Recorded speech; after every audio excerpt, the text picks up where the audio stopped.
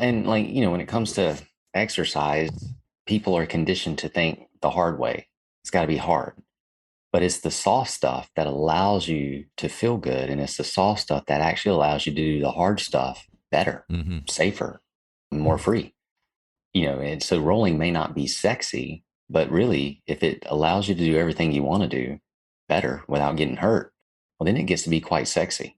And it always feels good, no matter how good you roll. Getting on the ground and rolling around feels amazing. That was Tim Anderson, and you're listening to the Just Fly Performance Podcast.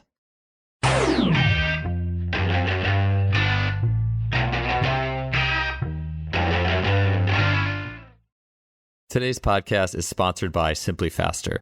I wanted to let you know about the Simply Faster Clinic, which is going to be hosted at Tony Villani's XPE Sports in Fort Lauderdale, Florida, May 21st, 2022. This clinic will feature Tony Holler speaking on track speed for football using a Feed the Cats approach, Les Spellman highlighting acceleration profiling for speed development, Tony Villani speaking on game speed and separation for agility, as well as Joey Garasio speaking on application of strength, power, speed, and agility to a team setting.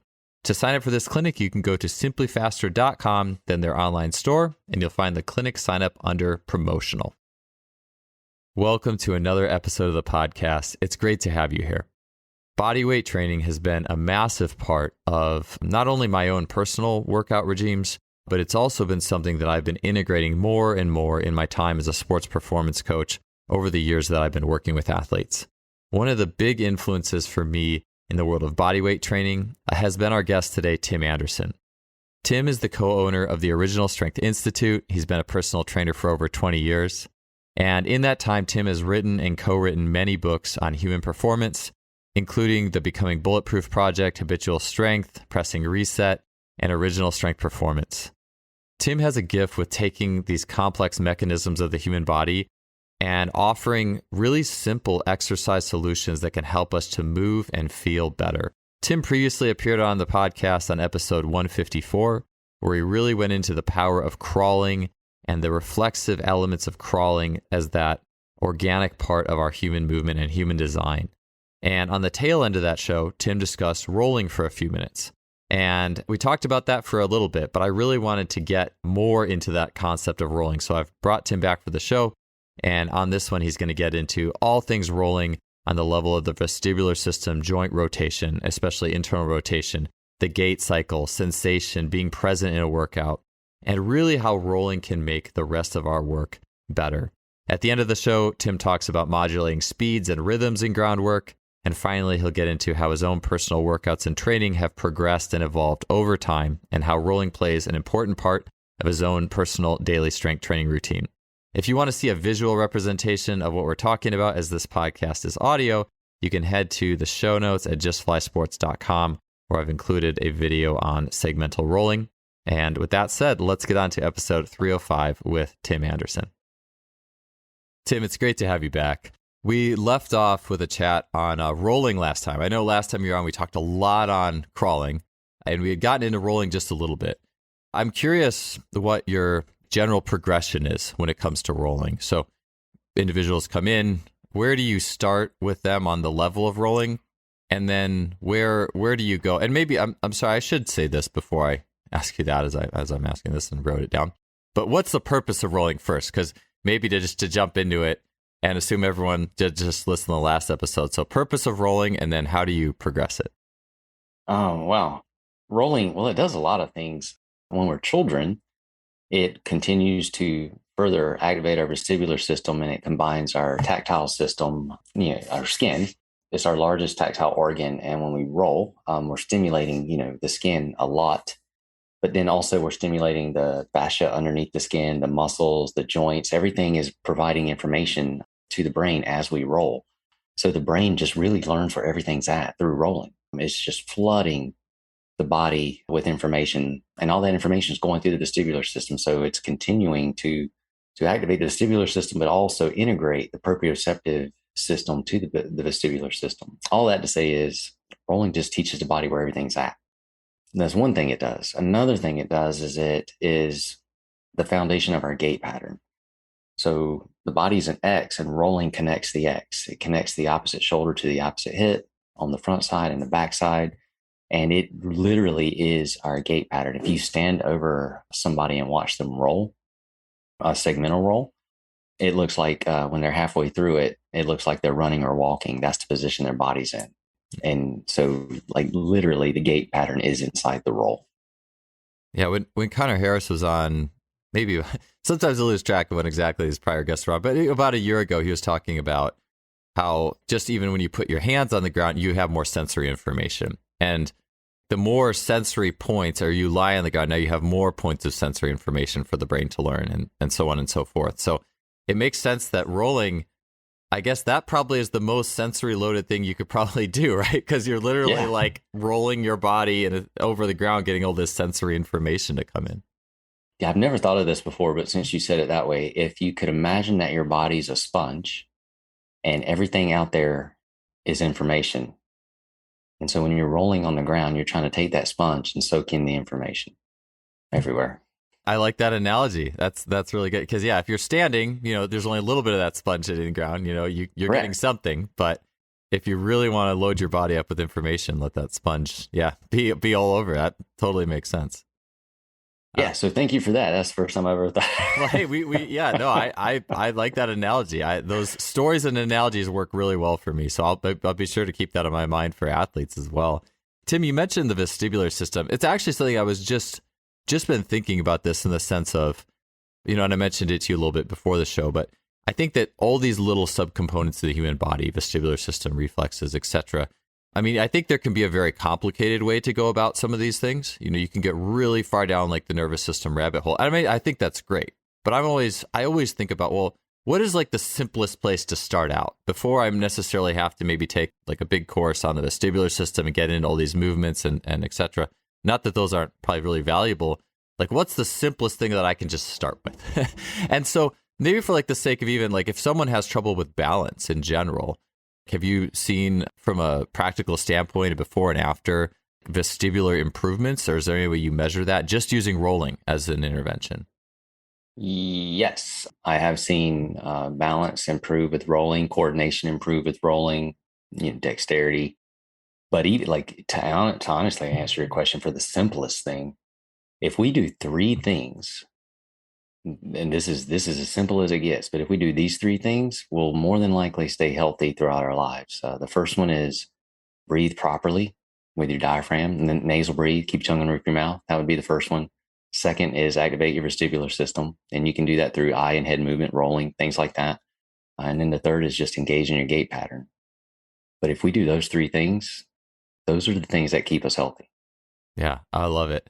Yeah, I couldn't agree more. I mean, as I get older, my training, at least, like I said, I haven't been thinking about the vestibular stuff as much, but the gait, especially since I got into your work and I've just been going down that pipeline more and more, just engaging the gait pattern in different ways has become more and more and more a big part of what I do, just for myself and how it weaves itself into the performance or the programs that I write. So you mentioned head movements though, because that when I think of vestibular training, it's funny, I hadn't necessarily thought about like rolling isn't the first thing that comes to my brain, but more because of some of the coursework I've been to with that works more off head nodding and moving your head in different directions rapidly and things like that. And I mean, when you think about it, you're rolling on the ground, any roll, like it could be a tumbling class, like in physical education, like that stuff's all like massive vestibular stimulus. Maybe this would be a question like for athletes. Will there be a difference? Like for an athlete, like if you could get on the ground and roll like in an athletic manner, do you think there's still a need to do like kind of the standing head nod type things? And I'm not even that familiar with the head nod, by the way. I've taken some of the coursework, but I've never got to the point where I used it. Could you talk about the head nodding versus moving on the ground and who you would use each for and why? Oh man, maybe I'll try to distill it. So if I am with a person, I'll run them through what we call the OSA, the original strength screening assessment, to see if they need more head control or if they need more help with rolling, if that makes sense. So with OS, I just try to find out what a person's lacking so that I can meet them where they're at. So if a person has a problem using their eyes or controlling the movements of their head, that would be the place to start. If they got that, but they're lacking some of the dexterity in their nervous system for actually putting together a roll, a fluid roll like an ocean wave, then I may start there. So it just all depends on the person. But I'll tell you, like, I have seen $1 million athletes that literally get paid millions of dollars to play their sport that can't roll well. So there's gaps in their movement base, their foundation. It doesn't mean anything bad. It just means they're missing something that could actually help them become even more powerful and faster in their sport. And you've probably heard this too, like, just because they're an athlete doesn't mean they're not a great compensator, or most of the time athletes are the best compensators. So it's not that just because you're an athlete that doesn't mean you can necessarily roll well. However, rolling well can actually help your athletic performance tremendously. Yeah, one thing, it's interesting. One of the things I've been considering as well, this hit me very clearly. I was at the gym a few weeks ago, and I was having a couple of the trainers who work there. I had them do just like a seated thoracic rotation test where you're sitting down, you have a block between your knees, and you just rotate your ribs to the left and right as far as you can without cheating. Like as soon as you see the knees move at all, that means they're compensating and they're trying to use something else. And these guys that we were going through, like, had done a lot of lifting, like a lot of heavy compressive lifting and not a lot of restorative work. The ratio was just all in favor of compressive lifting. And their thoracic rotation was maybe like, literally like might have been like 10 degrees, 15 degrees. It was very, very little. And I just thought about this, like this wasn't something that anyone I think had necessarily told me, but I kind of was thinking, well, if you're compressed and your rib cage has been squeezed front to back, like over time from the compressive forces, it's not going to roll as well. Whereas a rib cage that's a little more circular, like a cylinder, can roll just fine. But if you've compressed yourself, you've taken that cylinder and made it more of an ellipse, and now it's going to kind of this wall wall. It's not. But anyways, I had those two individuals. I said, all right, well, just for experiment, why don't you guys just roll for 3? I'm going to put 3 minutes, and you guys roll around on the ground. And I think I had just watched your segmental rolling video in the past like week or two, so I was inspired by that. And like, all right, you guys are just going to do segmental rolling. And then they went back and they tested again, and it was just so much better. At least 10, 15 degrees more, and maybe more than that. And I know that sometimes you do any intervention and the brain's like, oh yeah, an intervention. But that I'm convinced that was like literally might have been the best thing they could possibly do. And so I get it. Like, I think that especially athletes who haven't done that kind of thing don't put a priority on that, and they just spend a lot of time with more the compressive power lift type training. Just eventually, like you said, that rolling gets worse and worse and worse. And it's almost like this health of your ability to rotate and to not let yourself get too compressed over time. Yeah, I once heard Dan John do a talk about whatever an athlete's not doing, do that, and it makes them stronger all over the place in every other area. And his example was like, so in the 5 human movements, push, pull, hinge, squat, carry, if somebody was missing one of those patterns or just not using those patterns, if they started doing that, it would actually make all the other patterns better. And I think it's the same way with any of those basic developmental movements too. Like, so if you're rocking and doing head nods and breathing and crawling, but you're not rolling, if you start rolling, it'll make all the other stuff better too. I think it's when you add in that extra information that the brain's not getting or the nervous system's not getting that it really is looking for, it just takes the brakes off of everything. Tim, with rolling, it's something that definitely, I think if we look at everything that you could do in a performance program, there's things that are definitely way more exciting. Sprinting, explosive throws, Olympic lifts, like plyometrics, like those things are all like, they're a lot of fun. Rolling on the ground is a lot more like slow and internal, And so how do you, I guess maybe one thought would be, is there a progression in the sense that, or is there a point where an athlete's like, okay, you're pretty good at this, we don't need to do this as much? Maybe just speak a little bit on segmental rolling, for example. Like, what is it? Is that where you start? Do you progress from there? Talk to me a little bit about progression in the world of rolling. So segmental rolling is rolling like an ocean wave, or piece by piece by piece, literally one segment at a time. So if an example would be, if I'm laying on my back with my arms overhead and I want to roll from my upper body, I would take my right arm, lift up my head, and move my right arm across my body to my left and roll from my back to my belly. And ideally, a segmental roll, that looks like an ocean wave or a rag doll. It looks very fluid. Like imagine if somebody poured out water on the floor and the water just runs across the floor. No effort, no jerkiness, no stiffness, no rigidity. That would be a segmental roll. Mm.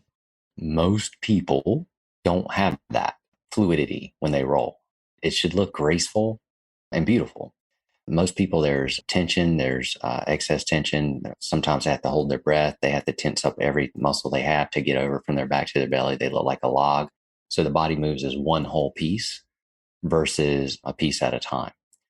So for those people, or the regression to that would be, well, how can we make that roll smaller and more accessible? And it could be as simple as doing windshield wipers, where you try to keep your shoulder blades on the floor and you rotate your legs from side to side, trying to get the body to like rotate in small segments or to just get used to that rotation. Or it could be what we call an egg roll, where you just kind of ball up into a ball and start the roll with your eyes and your head. You just become very deliberate with moving your eyes, then move your head, and then get your body to follow. So you're teaching from the smallest movement, eye movement, head movement, body movement. So you can almost look at those as 3 segments.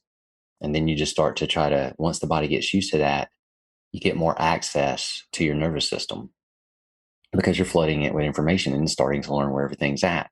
So it can relax a little bit more. Tension starts to drop a little bit more out of the muscles.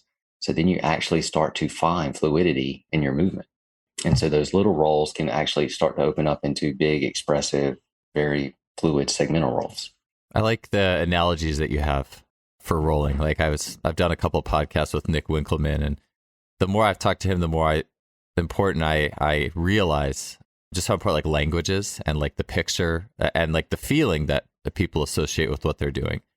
And I really like that, like the water and that just fluidity, because I think that a lot of times in a training session, that's not necessarily, especially a training session, it's like, all right, we're gonna clean, we're gonna squat, we're gonna bench, or whatever you're doing. That's not, that type of analogy usually is not in the equation. It makes sense to me that when you're rolling and when you're on the ground and we're talking about like almost, we're getting into more of the softer side. You know, it reminds me almost like Edward Yu and Feldenkrais, and like just doing movements and they're slow on the ground, that water and fluidity, that's almost like the best place you could really get into that kind of thing. Yeah. Well, and like, you know, when it comes to exercise, people are conditioned to think the hard way. It's got to be hard. But it's the soft stuff that allows you to feel good. And it's the soft stuff that actually allows you to do the hard stuff better, safer, more free. You know, and so rolling may not be sexy, but really, if it allows you to do everything you want to do better without getting hurt, well, then it gets to be quite sexy. And it always feels good, no matter how good you roll. Getting on the ground and rolling around feels amazing. Quickly, I wanted to let you know about the chance to try out Performance Herbalism for only a few dollars shipping costs and get one of Lost Empire Herb's flagship products, Pine Pollen, for free. Switching to an herbal emphasis in my supplementation has been a life-changing switch for me. Just as nature is by design balanced and sustainable, I believe that the more natural our diet and our supplementation is, the better. I love and use several Lost Empire Herbs products that boost not only my energy, but also my strength. These include Shilajit resin and the Phoenix formula. You can check those out by heading to lostempireherbs.com/justfly and grab 15% off. If you're on the fence about the power of herbalism, I have a great offer for you, which is that you can get free. You do pay a few dollars shipping, but you can get free pine pollen. Pine pollen is an herbal powerhouse that is a hormonal and energy booster packed with nutrition. It's actually part of the Phoenix formula, and you can get that for free along with the normal shipping fee at justflypinepollen.com.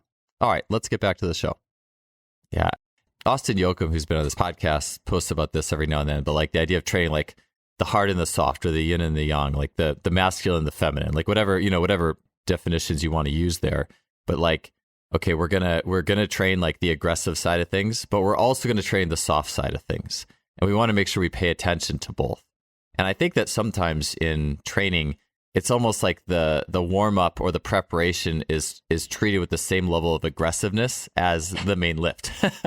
And I'm not saying like, I think if you're going to train hard and you're lifting heavy, like then lift heavy, like then you can bring that into that. But I think that we don't oftentimes get into like in the preparation, our mentality is still stuck in the very linear, the very hard edged, like it's like we need to get out of that for just a minute to actually be able to let the body to organize itself in that different manner.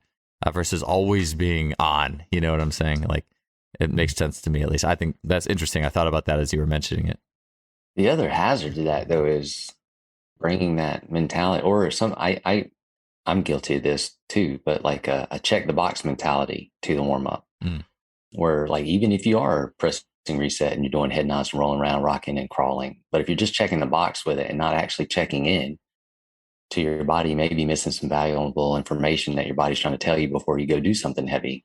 You may be setting yourself up for an issue by not actually getting into the movement and listening to what your body's trying to tell you and feeling how it actually feels when you do the rolling or the rocking or whatever it is you're doing.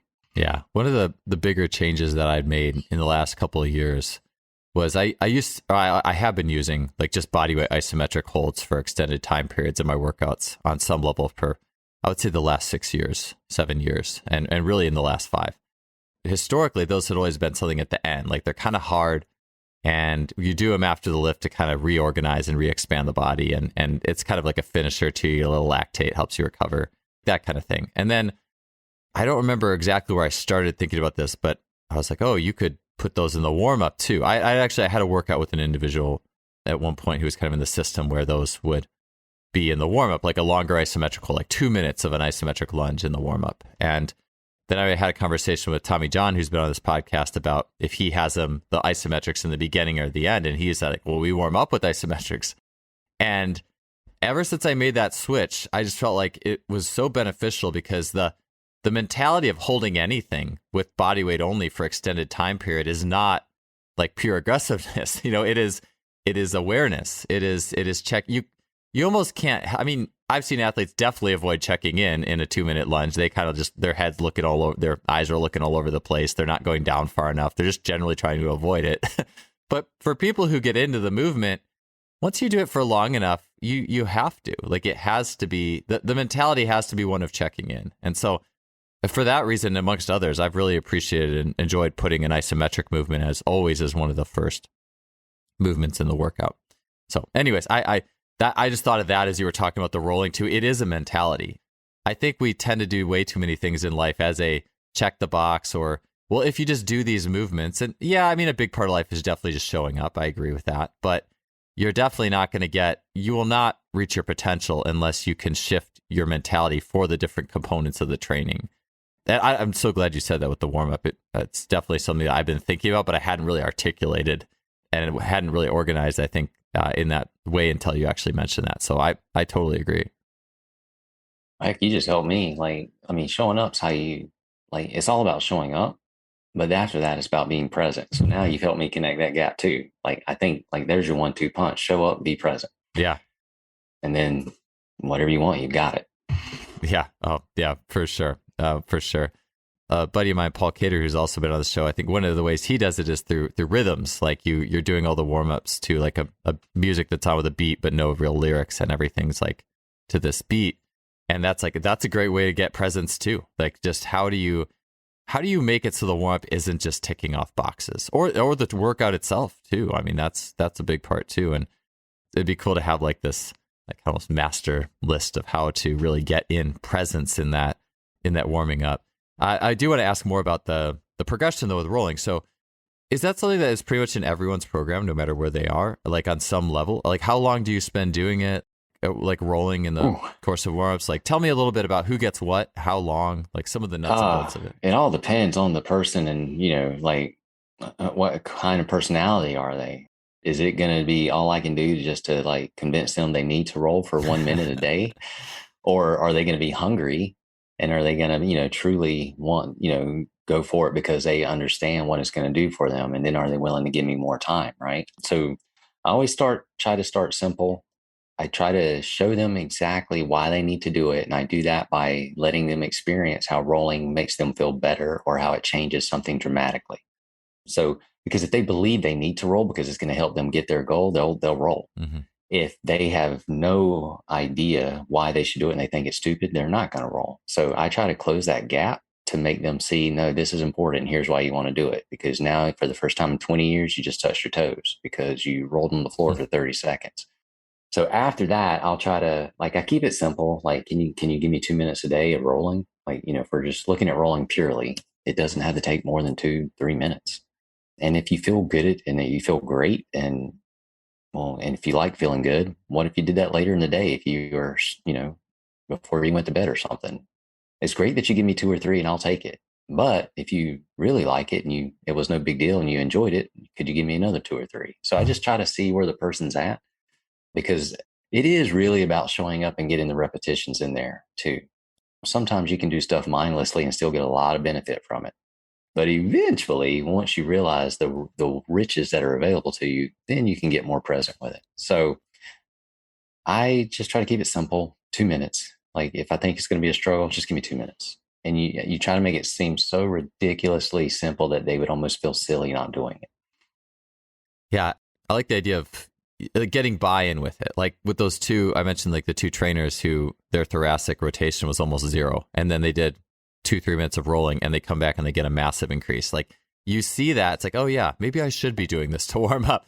Actually, after that, one of the trainers who had done that, he said that in his next session for his like fitness class, he had the class doing a lot of that stuff. It's like you see it yourself and all of a sudden it's like, oh yeah, but this is something that's important because here's the change. Like if you did it and there was no change, then all right, well, I don't know, maybe we shouldn't be doing this. Otherwise it's just all theoretical. It's like, oh, well, in theory, this is good because XYZ, but no, this is actually helping you. This actually, yeah, you actually rotated more. You touched your toes. Like maybe we should do this more often. So yeah, I like that idea, using it as a buy-in as well. But that's the thing. Your body or their body will tell them exactly what they need to know. Yes, this was good for me. I liked it. You know what? This didn't do anything for me, which tells you as a trainer too, well, maybe we don't need to spend a lot of time on this. Maybe we need to look somewhere else. So it's great information to be able to see if it can create a change in somebody. Tell me, Tim, you mentioned this, you talked about connecting the X, like with the segmental rolling. And could you get a little bit more into how maybe that position in the roll where you are connecting that? And yeah, so I just because, and again, this is audio, right? Like you're in the car, like, okay, I'm trying to form a mental picture. What's going on here? I mean, I guess people just need to get on the ground and do it, right? Or I'll be sure to link some things in the show notes. Could you describe a little bit more about exactly what's happening with connecting that X in the process of segmental rolling? So I was just about to ask you if this was visual at all, because I was going to stand up and show you. But since it's not visual, so if you're listening to this, the body is an X. So if you stand like you're one big X, so your legs are apart and your hands are over your head, like, so you're just trying to make an X out of your body. If you take your right arm and reach down towards your left hip and rotate into that, you are bringing your right shoulder towards your left hip. That's a roll. So on the front side of the body, you're connecting the X that way. Conversely, when you unroll or stand back up straight, you brought the back of your right shoulder closer to the back of your left hip. And if you continued in that motion, you're bringing the back of your left shoulder or your right shoulder closer to that left hip. So you're folding on the backside, rotating diagonally back. So if the body is a big X, and when we roll, especially for segmental roll, a really great way to do it is to take your right shoulder towards your left hip. And that twisting rotation starts to connect the front side. It connects the sling systems from one side, from one shoulder to the opposite hip. And it starts to rotate all the vertebrae from your neck to your sacrum in that manner. And then when you unroll from that way, then you're just unraveling back to where you were. This would be so super simple to show you if it was a visual demonstration, but I'm trying to figure out how to talk through it. But so that's it though. It's just, you're just bringing either if you're doing an upper body roll, you're bringing your opposite shoulder towards your opposite hip. If you're doing a lower body roll, you're bringing that hip towards the opposite shoulder.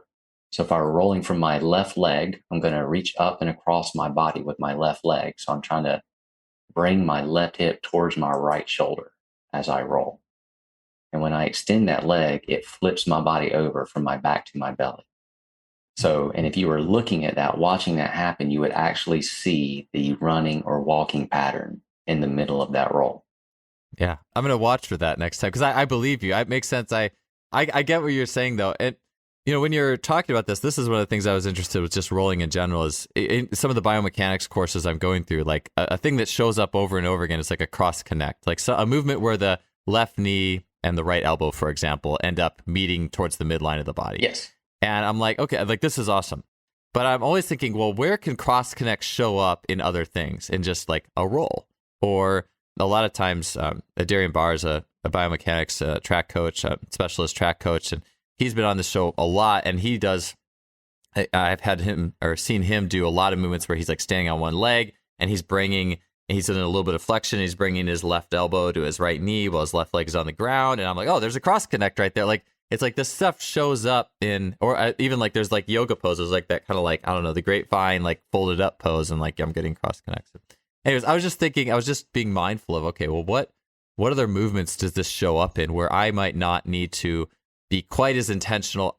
What I'm trying to say is I want to take as little time out of a workout as possible to do little isolated correctives, if that makes sense. Like I will, but if I can get them in a more global movement, then I want to do that. It's like Rafe Kelly was just on saying, one of his things is always train at the level of the highest complexity. A roll is a little bit more complexity than like doing a lie on your back cross connect. I mean, they're both awesome, but if I can get all in a roll of some sort and get other things too at the same time, well, maybe I'll do that more often. At least that's the line of thinking I'm under right now. So I'm always just thinking about where do these things show up when I'm just doing like a roll or something. In between sets, try marching, because you're bringing your opposite shoulder towards your opposite hip on the front side and back side, and you're coordinating those limbs mirroring each other. You're lighting up both hemispheres of the brain. It's a mini roll, so to speak, because rolling is the beginning of your gait pattern. So marching is just an extension of that beginning, right? So it's the gait pattern. So really the lowest hanging fruit is always gait pattern. So whether it's a cross crawl, doing that cross connect deliberately, you can do marching cross crawls, or just straight up marching, making sure those shoulders match those hips and the shoulders go into extension.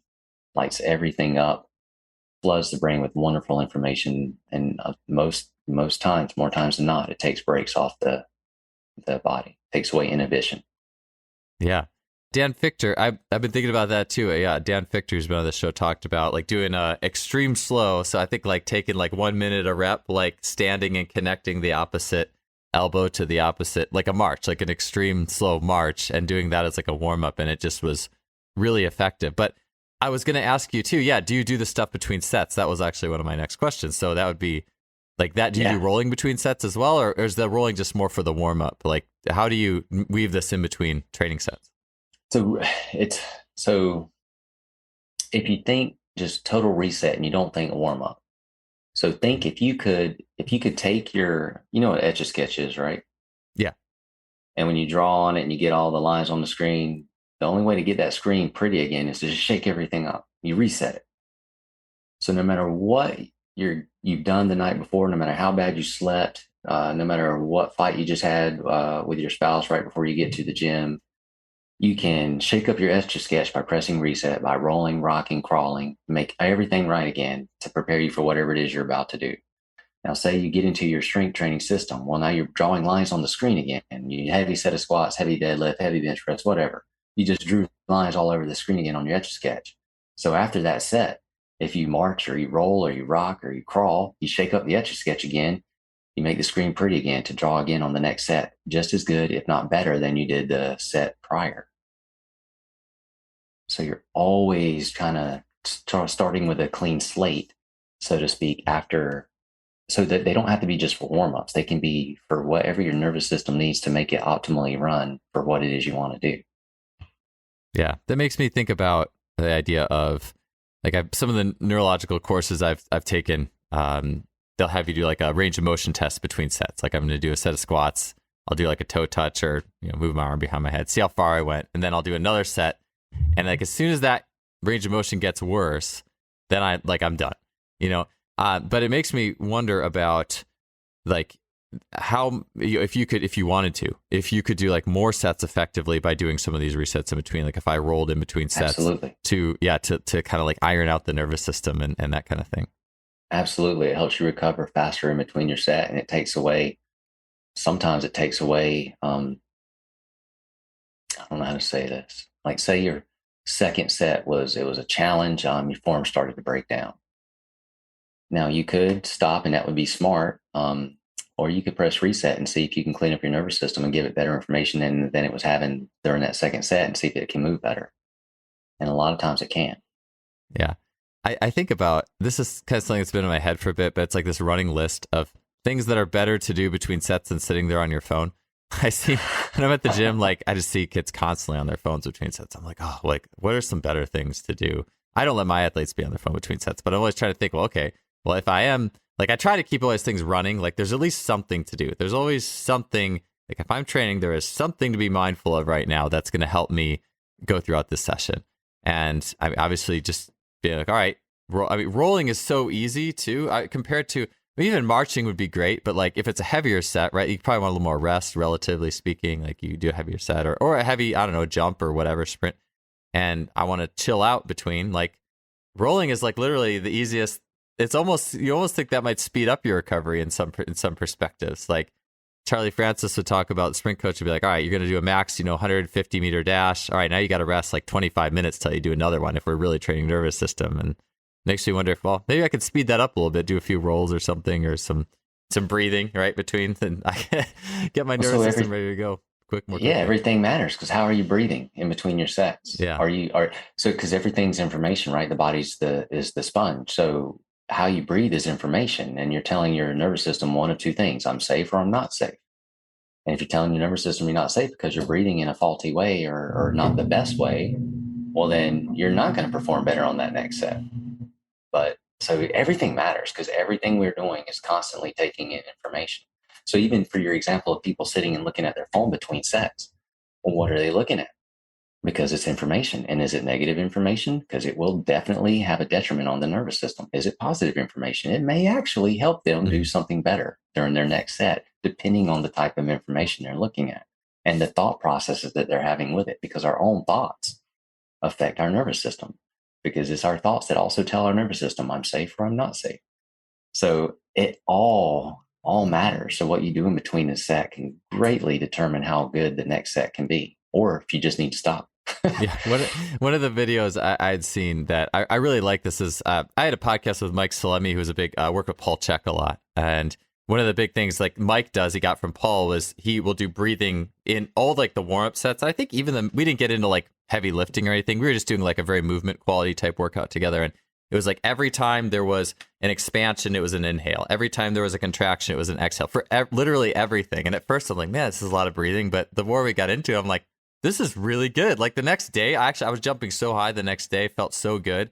And I saw Paul Chek Paul Chek does a lot of like work. He calls it working in. So it's like you expend energy with an exercise, a heavy set or whatever, and you work out and then you work in. So you do like breathing and various things. And he had one he was like rolling back on a ball, like opening himself up. But he was also like, all right, Andrew, do positive affirmations during this. I'm thinking about my dreams and my goals. And I'm like, I mean, this is like if you really want to get results, like, I mean, you don't look at like, okay, you could look at your phone between sets and text somebody or social media, but like if you really want to get results, like you should be constantly focused on your dream. Like, and I think if your dream isn't big enough, you're going to probably look at your phone, because maybe this is important, this is fun, I'm lifting, but it's not that important to you. It's like, depending on how important to you it is, like everything comes in, like, and I've been actually thinking the older I get too, I mean, my recovery is less. And so especially on like my recovery days now, like I'll go out and I'll go like run in the woods or do intervals in the woods, but then I'll do like some crawls or some isometrics. And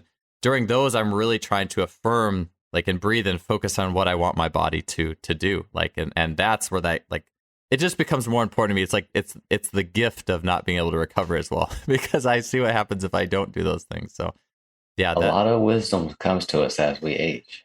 Yeah. We can get away with a lot more in our early 20s in terms of recovery. That's for sure. No, but that's brilliant. I think, well, obviously Paul Chek is the man. And if he's doing it, there's probably something to it. Yeah. If you can do one arm pull-ups and you're 60 years old, you're definitely doing something right. That's for sure.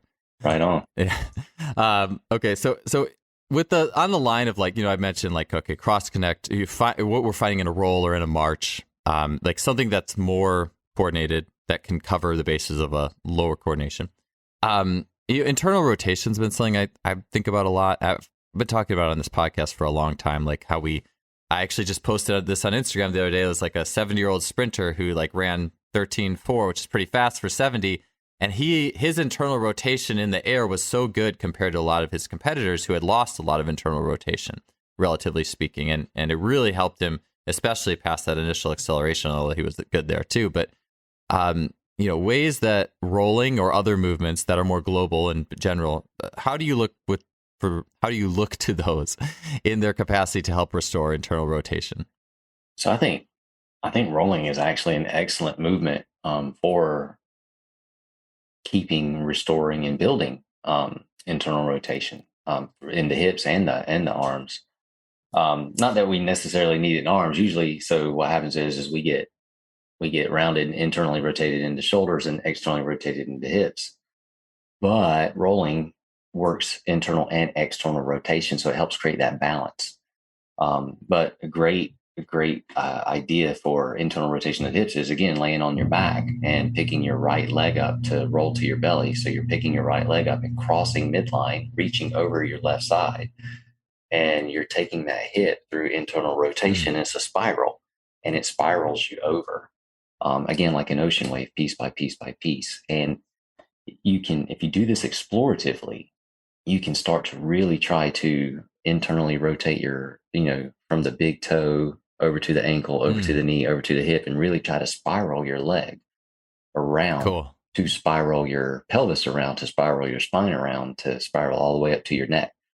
And it can be so therapeutic, but a great way to gently restore internal and external rotation in the hips and shoulders. I love, it's like, that's something that I feel like you can't do if it's just check the box mentality as well, nearly Correct. as well. Like you have to be there and you have to actually like be feeling joints. And it makes me think of like, I've read information like how do martial artists warm up? Like, and Tommy John has mentioned this, like, too, how different sometimes that is. But like everything, it's like you're bathing all the joints in this sensation before you get into your practice. And it's just, but it's a philosophy. It's not, and the martial arts and philosophy, it's always very connected versus, I think we just kind of like to compartment. Everything is so much like a machine now, or treated very much more like a machine than it is. And not like that, that's not bad sometimes, but we don't really treat it as this is this living, breathing human organism that we actually have to interface with on a connective level. I think the biggest problem is that we're in a society that wants to be fed information, but they don't want to seek information. They don't want to learn. Like, you can know something, but you don't know anything if you don't experience it, right? Most people just want to, well, just tell me what to do. Just tell me what to do and I'll do it. But if you don't actually get into it, you can't learn from it. And I think that's the difference, is that just when you've got people that want to just be fed, like that's why we want magic pills. That's why we want a magic movement or a magic routine. Just tell me what to do. But it takes away that internal reflection and the whole adventure of exploring what your body can do and how it is actually made to move and what actually does feel good and what actually do you really want? What do you want? What's going to make you happy? Is a 200-pound bench press going to make you happy? Is a double your body weight squat going to be the thing that solves all your problems? Or would just feeling good and moving well solve most of your problems? Because then your thoughts and your emotions are going to be better. Like, it's just, I think we've learned how to not learn, so to speak. Yeah, I would agree with you with that. I think it's interesting just being on social media and just how many people just want an exercise, like can you just show me this, like this, but there's never questions on like the how, like how do I learn? And I know great coaches, the more I study great coaches, they never give the athlete too much. It's like, here's some basic things, and then I want you to learn and spend some time on this and tell me what you learned. Not like, I'm going to make you fast and strong and you're going to do it. Like, no, here's something. Go learn with this and then tell me what you learned and you experience it and you struggle with it a little bit and figure it out. There has to be something there. There has to be a give and take and a meet in the middle. And maybe part of it too is like, we live in a world where we can be paid by teaching and things and how to do things. So it's like, it's not, sometimes it's harder for someone to be like, oh, you're going to, I'm going to, pay you to teach me something and you're just going to make me learn it, not half of it on my own, that kind of mentality. But it's just critical. I think that's how to learn and to be willing to spend time struggling through some things and feeling it out for yourself is like one of the lost arts. We don't talk about how to really get that through enough. I as far as moving goes, like if you just spent time exploring how your own body moves, you would learn so much, but it would actually change how you feel emotionally and how you think emotionally. I mean, I think it would make you a better problem solver, make you more creative. Yeah, no, I agree. Actually, back to what you said, I wanted to build on that. Like the idea that, like, I'm a big believer that the mind is the body, that what you see in the body is a representative of, emotions and how you generally feel. And because I mean, it like the world of bioenergetics, or even, I remember, so Douglas Heel, who runs Be Activated, I went to his, which is that's offshoot, that's RPR now. A lot of people are familiar with that. And I went to one of his, like the level one, the Be Activated 8 years ago, and he would just have you like he had everyone stand up and everyone had to like just turn their head down like in poor posture for like a minute and be like, well, how do you feel after this? Like, how does your body feel being in this posture? Like, not good, like worse than when I'm standing up tall and proud and feel good. Like, and there's just something to like, anyone who's just gotten even like good therapy done and you walk out and it's just like, man, I feel straighter and taller. I just feel better. It's not like it was just work done in your body, but you're able to move better and things just changed, or like, so I think that, yeah, the better we can move, it is an interconnected thing for sure. I just think, spending all your time compressing yourself under heavy loads and not necessarily being healthy and being injured all the time, there is something that's not, because I've been there and there is something more about like the way my body feels after a workout where I really like engage the movement quality. And again, I mean, a lot of times it is like the more yang outcomes, like the sprinting and the jumping. But when I weaved it in with movement and feeling, and there was like a total package to it, I think I feel the best at the end of those, and knowing like I'm recovering well as well. So, anyways, I agree with you that like the if you move well, you do feel well, and we need to play more too. I think that would be on there as well. We don't do that enough, but yeah, I totally agree on that. I'm glad you brought that up, Tim. So as you were talking, there was something that I was thinking about. You're talking about slowing things down, especially in the crawl. It's like this super slow. It's this much slowed down movement compared to, let's say, sprinting or an explosive lift or a throw. Do you have any like play or different assignments to speeds and rhythms? Do you address that in any sorts of way? If there's like a particular rhythm, like you're going to do this one at this speed or this at this speed, or there's a rhythmic quality to what we're doing. Do you work with those at all, or have any way of looking at those in the course of your training? Yeah, kind of. But for most people, the issue is they want to do things too fast. Mm. So I'm most of the time I'm trying to get people to slow down. So, and when I say slow down, I mean like sloth slow, like where they can really force the control, like where they can gain control. Because if you can't move really, really super slow doing something, you don't necessarily have all your foundation filled in. So you might be jerky or hitchy, or you can't like people shake a lot. And so I love using slow movement to try to fill in all the gaps, so that somebody can really develop full control over how their body moves. And then after they own slow, then it can be a lot of fun to go fast. And then they're not using speed to cover up stuff they don't actually have. But you kind of know too, because when people really have control over their body, fast movement still looks beautiful. It doesn't look like there's a lot of hitches in the giddy up, so to speak. So yeah, I work with speed. For most people slow, some people fast, and then it is fun to actually combine rhythm to a movement, like you were mentioning a person talking, playing music without words, and trying to move to the beat. I think there's a lot of value in that. And I think it is great for the nervous system. But it also helps hone in coordination and rhythm, which are pretty essential for living well. Yeah, for sure. If you can't, I think that we have this view maybe with that stuff. We just look at like 80s aerobics videos and they're really hokey, and it's like, oh, this is stupid. But like, if you do even just, I mean, some of the most recovered my feet have felt is like after a night of dancing, it's especially like barefoot, like on a bamboo floor, like the most recovered my feet had ever felt, and amazing. It's just like, there's something that does to you that goes beyond just, all right, well, if I was just to go like, just say, all right, well, you're just going to hop up and down for 30 minutes, but just, all right, that's fine. But it's just not the same, So yeah, I definitely think we definitely underestimate how helpful those things can be for sure. Uh, Even using a metronome, like it doesn't even have to be a song with a beat, but just a yeah. consistent beat that you can try to match and mimic your movement to, can be a pretty neat stimulus for the body. Yeah, I think that could really draw attention too. Like really big. It's going to bring you into the present moment. You know, you can't Heck really. yeah. I think Max Shank. I don't know if we talked about that when he was on. It was like about episode 200 or somewhere in there. So 100 episodes ago. But I know he's really big into metronomes and beats and those kind of things. And so yeah, I'll have to. I think my go-to is some sort of beat, but I think a metronome too has so much value. You know, because plus two, you know, if the athlete's not into the music, you know, well, here's just like let's do it.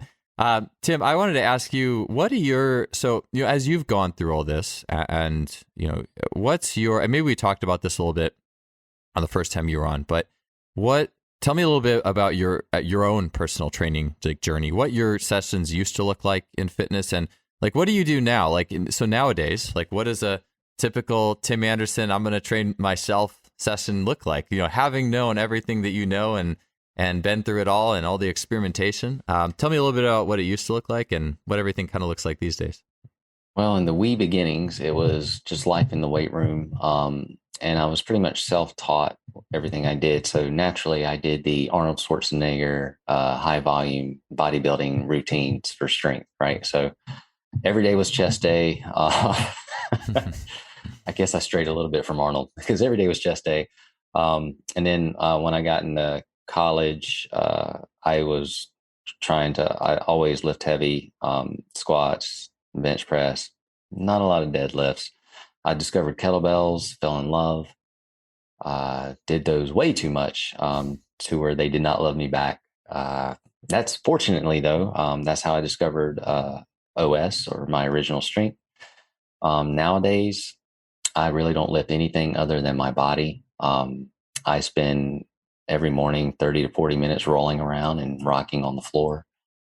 For my own strength training, I do currently, you know, I'll do stuff like 21 pull ups a day, 21 handstand push ups a day, some type of jumping, like hinging type motion, where it's like sprinting without sprinting. But it's very boring stuff like that. But I feel good, and that's what I want. So basically, I'm at the point where I just do stuff that I know my body likes that's going to help me do the things I want to do and live my life well. I have all the strength really that I need to have, that I want to have. I can do almost anything I want to do.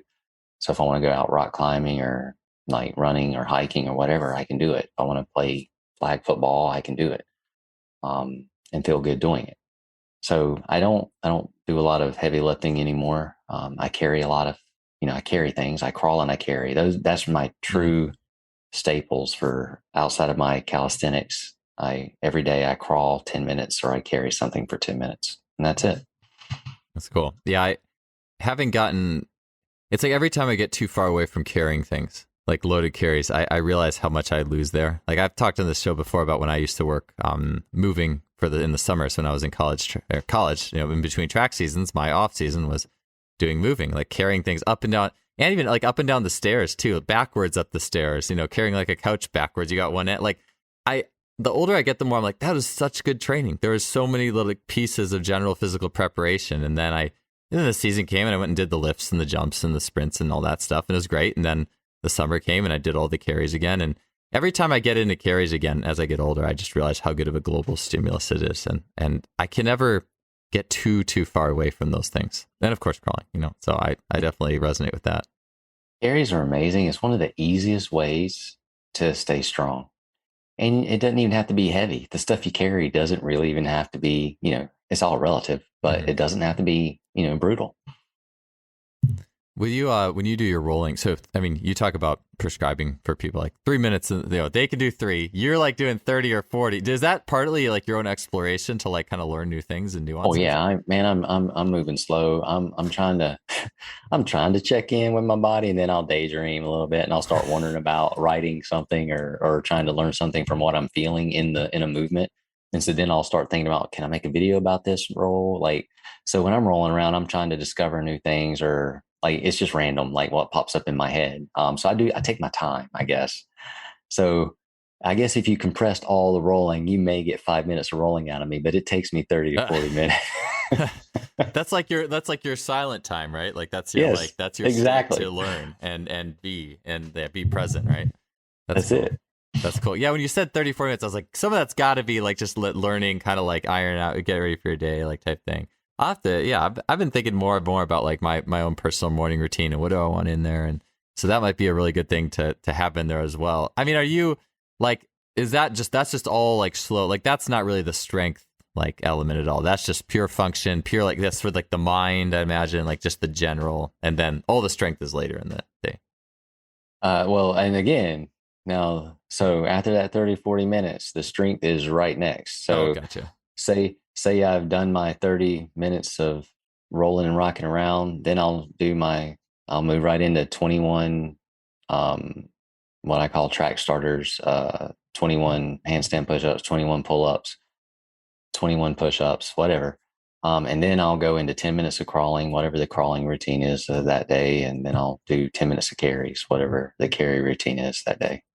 Do you find for your crawling routines, do you have a routine or do you like explore in the crawls too? And I asked that because yeah, go ahead and answer that one. No, I'm curious. I do both. It just depends on the season that I'm in.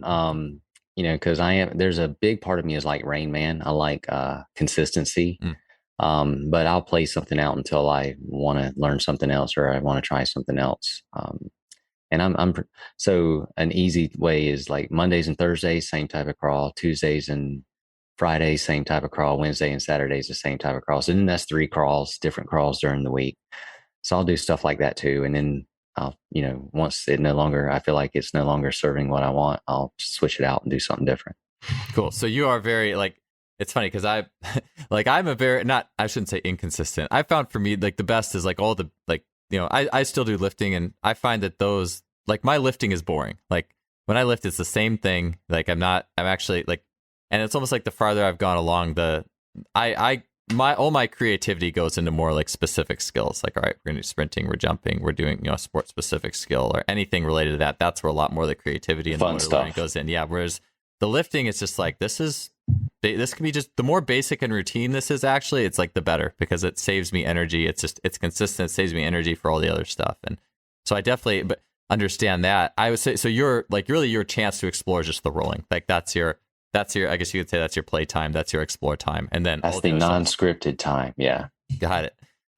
One of the things I like doing with crawling, I guess is a little bit different than, how you use crawling. That's why I was curious is, so there's a group, or Michael Zweifel's been on the show a lot, Tyler Yerby, this, Sean Mishka's group Emergence, and they like doing what's called a crawl explore. So it's like just crawl and you could just mess around. You could do all sorts of different things. And they'll use that. We were talking about things between sets. That's something I occasionally will prescribe between sets as well. Like it's probably not quite as restorative as rolling if you really want to restore, but like it's at least allows for like exploration between sets. So that's something that I've enjoyed using. But so I guess the real, like if you're really trying to explore just movement and really slowing, because you could do a crawl explore, not slow down. Like you could do breakdancing. That's not very slow, it's right. So it's like, if you're really slowing things down, you gotta they really almost have to roll in some ways to really, that environment to really truly slow things down to where you could explore all the joints working. Yeah, so you can, but I will say you can go super slow. And this is something I love to do. Because so even in my regiment of crawling, super slow crawling is part of it. And it is literally how slow can I crawl and control every facet of the motion. Like, which means that at some point there's only two limbs on the ground for a long, long, long, long period of time while the other two limbs are slowly, slowly, slowly moving for their next placement. And I love doing that because you can learn so much about your body doing that too. Yeah, that kind of fits in. I was asking you about the speeds, like, right? Like, so that seems like that would be brutal. Like I mean, in an awesome way. Like, and again, like when I have athletes crawl, almost invariably, no one crawls too slow. It's always people who go too fast. Yes. It's funny because actually I coach, again, I probably mention this like every single podcast now. Like it's good, but it's almost like everyone's listening. It's like, oh, too much. Like in coaching youth sports, like youth soccer, like we do an animal warm up where the kids get to pick the animal they want to be. And then they all try to be that animal for 15 yards or whatever. And they get to pick. I don't really tell them what to do, but if it's a bear, like there's like one or two kids who always like just like sprint in their crawls. Like it's like the fastest thing ever. And then like my daughter's like super methodical. She's always the last one crawling along the line. It's just kind of funny to me, but I will say, yeah, like that 2 points of contact, like if we're talking about like connecting the X of the torso, I was like, man, I couldn't really think of, again, that's like another thing. It's like I could do all these, fancy, structured corrective exercises, or I could just crawl extremely slowly, I feel like, for the core. Like there's so much there. Yeah.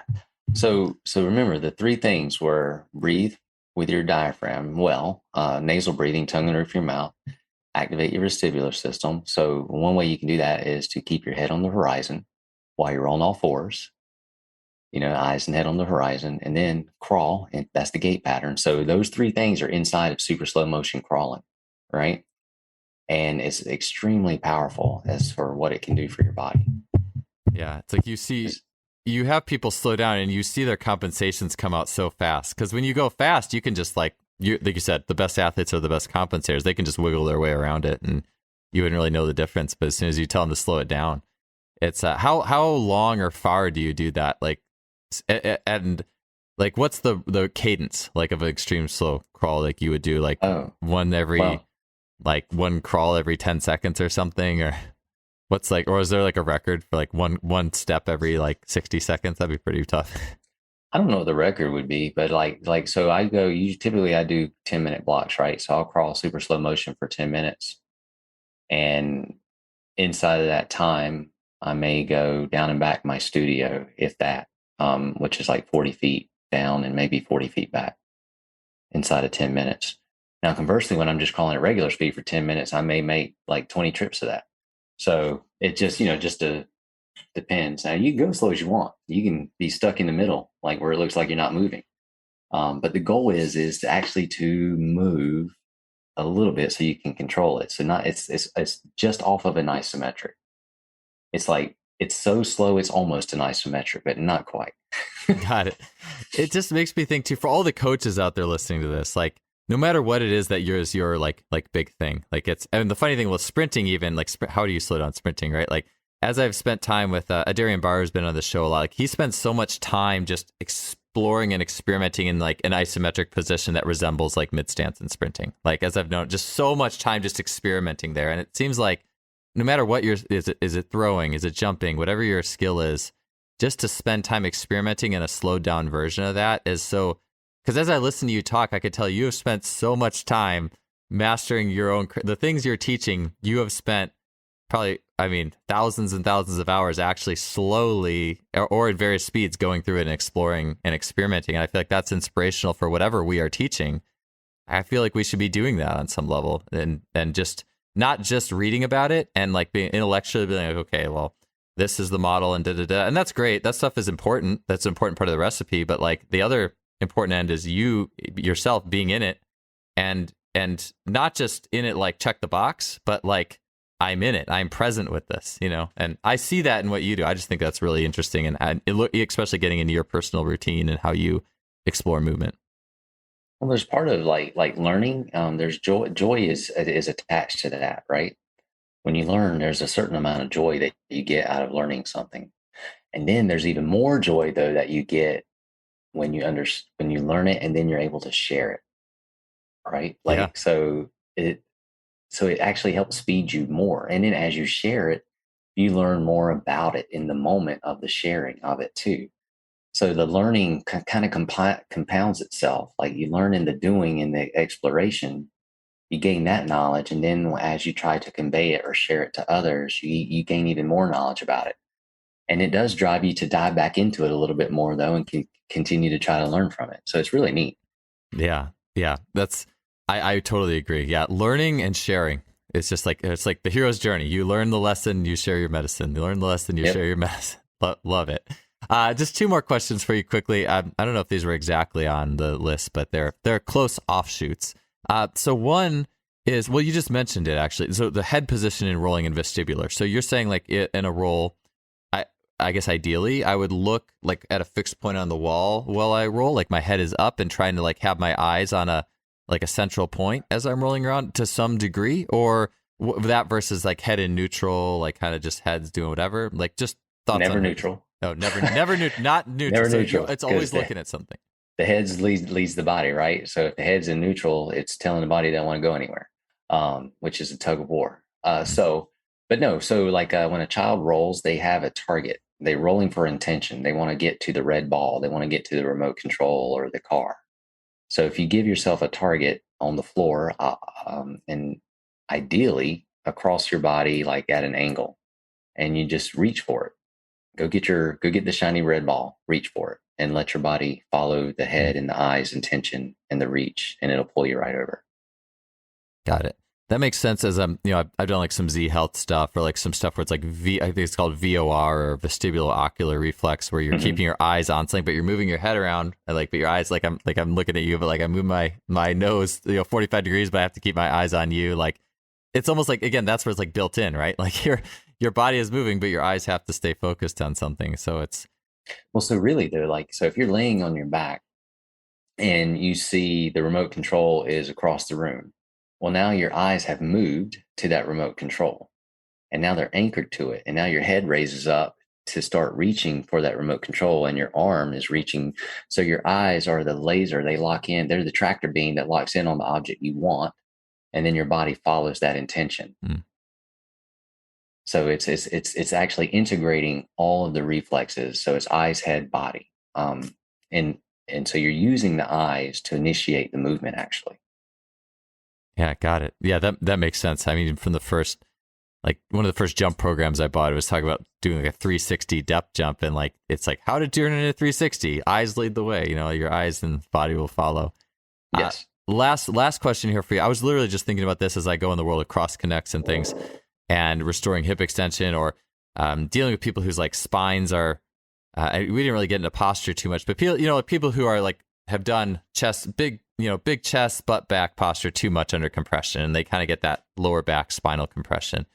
And the idea of using like internal rotation or a cross crawl to almost like undo that in a way. I was thinking about crawling. Like I saw a video of someone, they had their athletes crawling with the hands and feet on like a line. So like kind of brings everything in the center. Is that anything that you do, or what are your thoughts on like that kind of crawling? Or do you think there's a better way to get at what that type of crawl is trying to get at? I don't typically. So in OS, we don't put people's hands in like feet on the line or a balance beam or anything like that. We try to teach, just like with the roll, we try to teach fluid crawling where it looks beautiful, and like where everything's moving like a wave versus a walking stick. So if you see some people crawl, you may see it looks like very mechanical or very robotic, where it doesn't look natural, or it doesn't look human even. So we just try to teach crawling in a way where it's fluid, where it looks like if a leopard's crawling, it looks beautiful. When a human's crawling, it should also look beautiful, because we're made to move just as graceful as the leopard is, right? So we try to teach crawling in that manner. Now, for the posture and stuff that you're talking about, posture gets restored and reset on all fours. So even before crawling, that's where we would start on maybe with rocking, but we could definitely further help restore posture with crawling, because the eyes and the head should be on the horizon, and the back should be flat. So that's where we get our cervical curve and our lumbar curves from. So just being on all fours and moving fluidly is a great way to start to get the posture to be reset and restored. Cool. I know going to the zoo now versus going to the zoo 20 years ago is totally different for me, because when I watch the animals, like I'm watching their movement patterns. I'm watching like their shoulder blades glide on their rib cage. Yeah. Yes.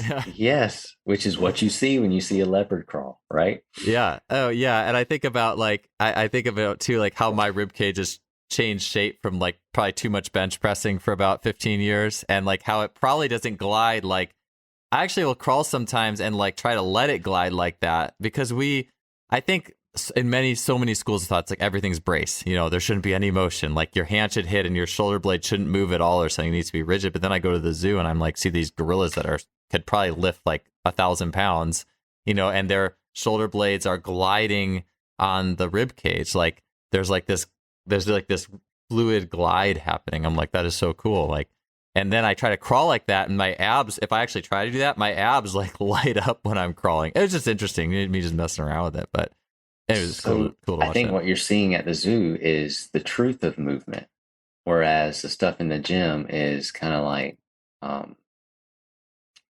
a well-intentioned, misguided notion of movement called exercise. Yeah, called exercise. I'll have that should be on a t-shirt. The well-intentioned, misguided notion of exercise. I like these terms well-intentioned though. I think that's important because it is all It is well-intentioned for sure. well-intentioned, Yeah. right? Like nobody's trying to screw anybody up by telling them that never to move their head. So Yeah. they're trying to help them. It's just, I think it's well-intentioned, but maybe misguided. Yeah. Good stuff, Tim. Well, hey, I know. Yeah, hopefully everyone, if everyone's watching Animals at the Zoo, make sure you watch that scapular action on the rib cage for all the smooth moving animals. It's definitely something that's so cool to watch. And man, Tim, it's so good talking to you. I love how you just take all these complex ideas and just put them into the simplicity of these basic human movements and teach it in a way that we can learn so well. And I know I have a lot of practice at me with rolling now, so I will report back to you. In my I don't know if I could do 40 minutes in the morning, but I know I can give you at least like maybe 10. Try to really work on that It's good. toe to tibia to femur rotation. I'm excited to try it out. So thank you so much for your time. I really appreciate it. Thanks, bud.